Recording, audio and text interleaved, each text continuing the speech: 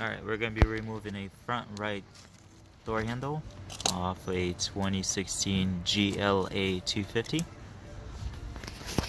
going to start off taking off this little rubber protector. Just pops off.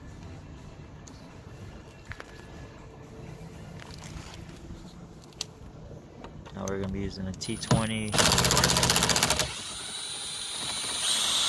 Okay, and the screw stays inside. You start off with the corner.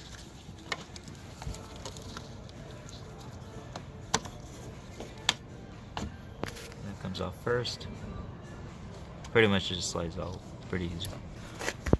The handle usually lift and pull towards the back of the car, and there will be a wire for the keyless sensor.